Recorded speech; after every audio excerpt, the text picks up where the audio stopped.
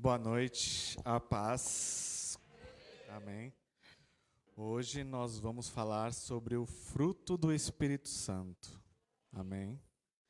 E o nome da palavra é colhendo o fruto, que está em Gálatas 5, do 22 e o 23, que diz assim: Mas o fruto do Espírito é amor, alegria, paz, paciência, amabilidade, bondade, fidelidade, mansidão e domínio próprio.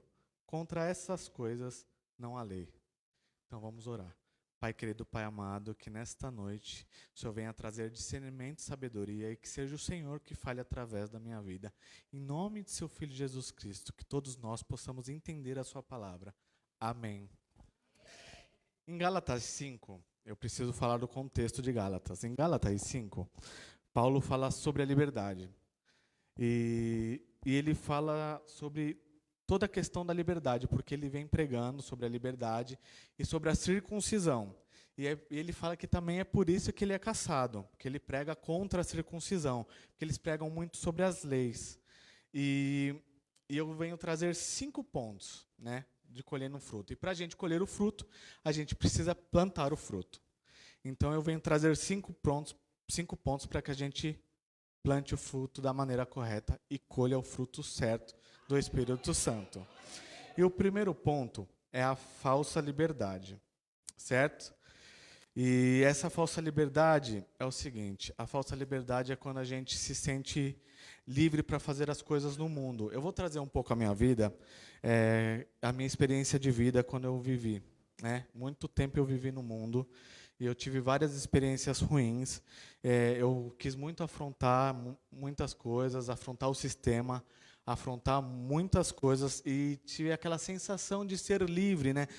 Eu sou contra o sistema, eu sou contra as regras, eu sou contra as leis, eu sou contra o que as pessoas impõem. Então eu sou uma pessoa livre, eu faço o que eu quero, eu faço o que eu posso, eu falo a hora que eu quero, eu falo o momento que eu quero, na hora que eu quero.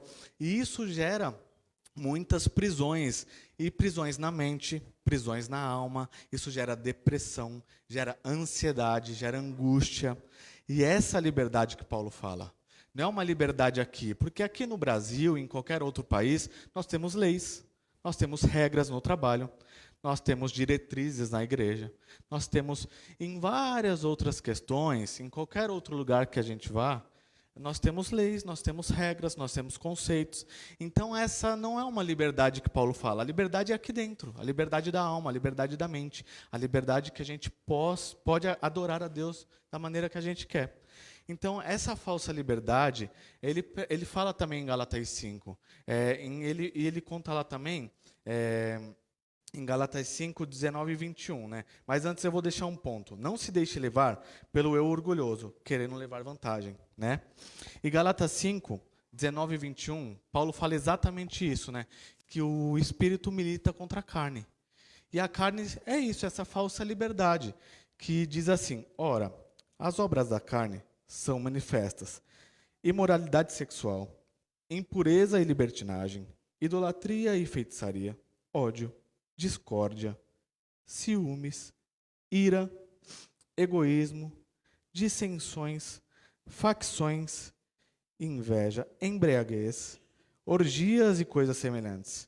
Eu os advirto, como antes já os adverti, que os que praticam essas coisas não herdarão o reino de Deus. Então nós nascemos para ser livres na alma, não para sermos aprisionados. Então nós temos essa falsa sensação de liberdade, de que tipo, eu posso ir contra, eu posso fazer o que eu quero, eu posso fazer o que eu posso. Eu sei que dentro de nós, como nós aprendemos no mês passado, cada um, acho que o mês passado ou o mês retrasado, não me recordo, cada um tem um temperamento, mas a gente não pode misturar o temperamento com a falsa liberdade. Todos nós temos temperamentos diferentes, mas isso não justifica ter uma atitude de libertinagem no mundo, entendeu? E então a gente vai partir para o segundo ponto. O segundo ponto é a contradição. Por que eu coloquei contradição? Porque eu aprendi, a duras penas, Porque eu tive um problema na minha vida desde os meus 14 para 15 anos, que eu fui aprisionado. Para eu fugir dos meus problemas, eu me aprisionei a muitas coisas. E dentre elas foi alguns vícios que eu adquiri durante a minha vida. E eu pensando que eu estava sendo contra a minha mãe, contra o meu pai, contra as regras, contra as leis, eu adquiri vários vícios, né? E eu achava que eu estava sendo livre, fazendo contra o sistema, né? E eu falava, não, eu sou livre, eu faço, eu posso, eu consigo, eu sou autossuficiente, eu trabalho, eu trabalhei dos 13 anos, né? Então, eu com meu dinheiro eu posso tudo, eu vou para onde eu quero, eu faço o que eu quero, eu usufruo do que eu quero, e isso me aprisionou em vários calabouços na mente. E eu digo contradição por quê? Porque em setembro de 2022, eu descobri que quanto mais eu me aprisionava às leis de Deus, quanto mais eu me aprisionava a Cristo, quanto mais eu praticava as leis de Deus, quanto mais eu me achegava a Cristo, estava próximo dele e aprisionado a ele, mais eu era livre. Então eu digo que o segundo ponto é a contradição. Então, seja contraditório e aprisione sua mente nas leis e na fé de Cristo, que nem diz lá em Mateus 5, do 17 ao 19. Não pense que vim abolir a lei ou os profetas. Não vim abolir, mas cumprir. Digo-lhes a verdade. Enquanto existirem céus e terras, de forma alguma desaparecerá da lei a menor letra ou menor traço, até que tudo se cumpra. Todo aquele que desobedecer a um desses mandamentos, ainda que dos menores, e ensinar os outros a fazerem o mesmo, será chamado menor no reino dos céus. Mas todo aquele que praticar e ensinar estes mandamentos será chamado grande no reino dos céus. Então eu digo que isso é contraditório, porque você fala isso para as pessoas lá fora, você fala, cara, você precisa se aprisionar às leis de Deus, você precisa se prender a isso, precisa se apegar a isso. As pessoas falam, você está maluco, você está doido, você quer ser livre, então você tem que ir contra os sistemas, você tem que ir contra a sociedade, né? Todo mundo forja isso, todo mundo te clausura numa bolha, né? As pessoas pregam isso lá fora, né? Você está numa bolha, você vive o sistema, você vive a religião, você vive nas quatro paredes, né? E é muito pelo contrário. A liberdade que Paulo fala em Gálatas 5 é justamente isso, que é o fruto do Espírito, que é para a gente colher esse fruto, né? A gente precisa plantar isso, a gente precisa plantar essa contradição, a gente precisa se apegar nesses dois pontos, né? Esquecer essa falsa liberdade e também ser contraditório, né? Se apegar, se aprisionar às leis de Deus, se apegar às leis de Deus, para que a gente seja realmente livre. Liberdade na alma, liberdade de pensamento, liberdade de depressão, liberdade de ansiedade, liberdade de angústia, liberdade de poder fazer as coisas para o reino dos céus, né? O terceiro ponto é o propósito. Por que eu digo propósito? Eu fiquei muitos anos da minha vida, muitos mesmo, entre altos e baixos na igreja, né? E sempre pedindo para Deus, Deus, arranca esses vícios da minha vida, tira isso de mim. Tipo, eu não quero mais passar por isso. Eu tenho uma família, eu tenho mãe, eu tenho pai, eu preciso, né, tirar isso, né? E tinha aqueles altos, né, dentro da igreja, e baixos, altos e baixos, altos e baixos. E eu falei, meu Deus, e agora? Não tem mais o que fazer. Foram anos, né? Desde os 14 anos, hoje eu estou com 34. Então, foram muitos anos. Então, eu falei, meu Deus, eu não aguento mais. E eu sempre orava para Deus arrancar isso de mim. Tirar de alguma maneira, tirar eu dessa masmorra, tirar eu dessa bolha. E eu nunca achava uma saída. Eu sempre voltava para o mesmo fundo, para o mesmo poço. E eu falava, meu Deus, o que eu posso fazer? E aí, no dia 3/9 de 2023, eu tive um insight, né? Porque eu vou contar um pouquinho do contexto antes, mas antes eu preciso falar uma frase. Busque sempre ser uma pessoa melhor ao se deitar do que o que acordou de manhã. E isso é uma frase que me marca, né? Porque eu fiquei em setembro do ano passado, eu fiquei um pouco antes de setembro, agosto, eu fiquei uma semana de cama em depressão. Eu achei realmente que eu fosse morrer. Não que eu tinha vontade de tirar minha vida, porque eu sempre tive medo da morte. E aí é verdade. E aí eu achava que eu fosse morrer porque eu realmente me afundei em depressão e ansiedade. Eu fiquei uma semana em casa, não fui trabalhar, e minha mãe estava na praia, né, trabalhando na praia, e eu moro só eu e minha mãe. Então, tipo, eu não comia, não levantava para nada. Eu falei, realmente acho que eu vou morrer. Dessa vez não tem nada. E o meu patrão, de alguma forma, ele descobriu o telefone do meu pai, e o meu pai foi lá em casa e falou: "E aí, Vinícius, o que está acontecendo?" Aí eu falei: "Pô, pai, tenho 33 anos, né? Eu acho que já está na hora de você saber." Aí ele falou: "Não, vou te ajudar, você não quer uma ajuda?" E aí eu aceitei a ajuda do meu pai, e aceitando a ajuda dele, eu fui procurar um psiquiatra. E eu não estava, né, vindo para a igreja. Procurei um psiquiatra e o psiquiatra falou assim para mim: "Vinícius, as suas filhas, elas podem te ajudar até uma certa etapa. A religião te ajuda até uma certa etapa. As pessoas, seus amigos te ajudam até uma certa etapa, mas vai acontecer o que sempre aconteceu na sua vida. Você vai cair, você vai parar, você vai criar uma barreira e você vai voltar para o mesmo buraco." E aí eu falei: "Tá, e aí? O que eu faço? Eu vim aqui para resolver o meu problema. O que eu posso fazer?" Aí ele falou: "Você precisa de um propósito." Aí eu parei e falei assim: "Como assim um propósito?" "Um propósito de vida." Eu falei assim: "Mas como assim um propósito?" "Então você precisa encontrar o seu propósito." Aí eu saí de lá, isso era uma sexta-feira. Aí eu saí de lá, lá no Mandaki, próximo ao Mandaki. Aí eu saí de lá e eu fui andando até o Shopping Tucuruvi pensando: que raio de propósito é esse? E em nenhum momento eu queria voltar para Cristo. Eu não queria. Eu tinha tido algumas barreiras e eu estava com algumas perguntas em mente, alguns questionamentos em Deus, e eu falei: eu não quero voltar. Eu tenho certeza que este não é o meu propósito. E aí eu fui pensando qual era o propósito, e fiquei a noite sem dormir. Amanheci o sábado pensando qual seria o meu propósito.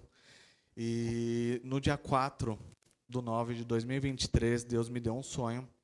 E ele apareceu para mim no meu quarto e começou a conversar comigo. Ele falou: "Vinícius, eu sou o seu propósito." E aí eu falei: "Nossa." E ficamos horas conversando. E eu escrevi uma carta para o Espírito Santo. E eu falei: "Nossa, Deus, realmente não tem outro motivo, não tem outro propósito, né?" E aí ele falou: "Você precisa ser um Vinícius melhor." Eu falei: "Como assim?" Eu não vou pegar você e não vou arrancar o vício de você. Eu não posso fazer isso. Eu te dei o livre-arbítrio.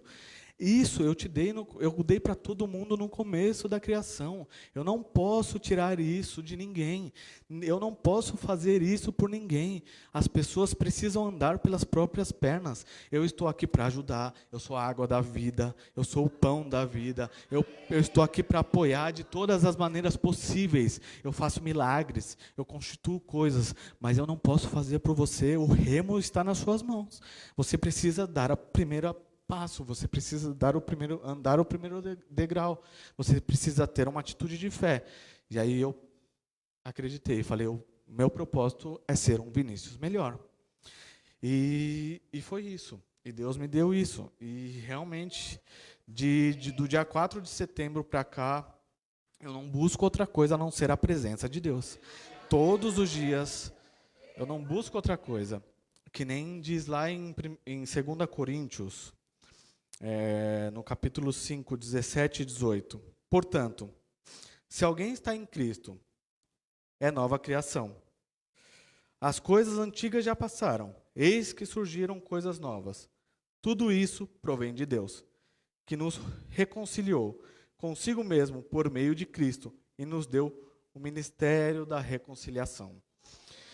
E desde então eu tenho certeza absoluta que, apesar de eu estar ainda em tratamento com psicólogo e com psiquiatra, que eu não abandonei, eu falei que eu vou seguir isso até o término dele, que é 1 ano. O meu propósito é andar com Cristo. Não tem outro propósito. Não tem outra diretriz. Isso faz parte do plantio. Isso faz parte do plantio para colher o fruto do Espírito Santo. Não tem outro meio de você alcançar o fruto do Espírito Santo sem implantar essas coisas, sem ter um propósito, sem abandonar a falsa liberdade. E o outro eu esqueci, espera só um minutinho. E sem se contradizer, se aprisionando nas leis de Cristo, né? O quarto ponto é para colher tem que plantar, né? É o que eu venho falando. Então faça da sua vida um plantio, é o que eu venho fazendo sempre. A minha vida é um verdadeiro plantio. Desde setembro do ano passado, eu venho plantando todos os dias. Eu tinha vários questionamentos com Deus, referente à Bíblia, referente à minha vida, referente às coisas de Deus, referente a alguns propósitos dele na minha vida, né? E eu falei, poxa Deus, eu abandonei o Senhor, eu te larguei, o Senhor tem me dado mais uma chance, e dessa vez eu não vou abrir mão do meu propósito, eu não vou abrir mão da minha vida com o Senhor. E aí eu falei, tá, e essas dúvidas, o que eu faço? E aí Deus vem me respondendo. Da mesma maneira que ele apareceu, ele realmente, a presença de Deus estava no meu quarto. Vocês não fazem ideia de como foi. Foi transformador na minha vida. E aí ele falou, só me perguntar. Aí eu falei, tá bom. Aí eu fiz uma pergunta para ele, e todo dia de manhã eu ando 2 quilômetros para chegar até o ponto de ônibus, e ando 2 quilômetros do ponto de ônibus até em casa. Então eu tenho um bom tempo de caminhada para eu falar com Deus, para eu orar, para eu conversar. E não só isso, eu me mantenho em oração, eu faço as minhas orações como se Deus fosse o meu melhor amigo. Eu não fico, Deus, olha, eu sento e converso, olha Deus, hoje eu estou com raiva. Aquela pessoa, ela me tirou do sério, mas eu não quero, sabe, pecar contra ela, eu não quero falar mal dela, eu não quero agir contra, sabe, eu quero orar por ela, mas eu estou com raiva, mas eu estou com muita raiva. Eu estou triste, eu estou angustiado, eu estou amargurado, eu estou me sentindo mal, eu estou com dor, eu estou bem, eu estou alegre, eu estou feliz, eu estou muito feliz. E é desse jeito que eu falo com Deus. Todos os dias eu falo do jeito que eu estou, eu falo do jeito que eu estou aqui, do jeito que eu estou sentindo. Às vezes Deus coloca várias pessoas para eu orar, assim que eu nem tenho muito contato. Eu falo, ok, Deus, então vamos orar. E esse faz parte do plantio. Isso vem sendo o fruto do Espírito, porque vem sendo a colheita, que eu tenho feito desde setembro, porque isso tem sido feito todos os dias, de maneira constante, o dia inteiro. Porque antigamente eu achava chato parar para ler a Bíblia. Falava, nossa, apesar de eu gostar de estudar, eu gosto muito de estudar e escrever, gosto muito mesmo. Mas eu achava chato antes. Parar para ler, sabe, me dava sono, parar para orar pelas pessoas. Eu falava, meu Deus, como as pessoas aguentam orar por 1 hora? Meu Deus do céu. Sério mesmo, que as pessoas oram por 1 hora? Eu duvido, eu acho que as pessoas conversam outras coisas. Orar por 1 hora eu acho impossível. E hoje, eu passaria o dia inteiro e uma semana inteira, como eu tenho passado, orando sem cessar, conversando com Deus. Porque Deus virou o meu melhor amigo. E aí eu converso com Deus, e aí eu converso com Jesus. E aí, às vezes, antigamente eu tinha algumas manias, e hoje eu chego em casa, antigamente eu ia para casa de um colega meu, fazer vícios, né? Ter as atitudes dos meus vícios, né? Chegava do meu trabalho e ia para casa desse colega. Todos os dias, né? Falava que eu estava relaxando. Não, estou livre, estou relaxando. Hoje eu chego em casa, ponho um louvor e vou para o meu banho e tenho um momento de adoração com o Espírito Santo. E danço com Ele, e louvo com Ele, e adoro com Ele. E isso faz parte, eu sinto falta. E às vezes eu venho para o culto, é maravilhoso, mas eu chego em casa e falo, não, eu quero mais, eu quero mais. E às vezes eu falo, mãe, fica aí um pouquinho no quarto, que eu vou lá para a sala, eu vou orar. Então, mãe, fica aí na sala, que eu vou lá para o quarto. E eu tenho os meus momentos.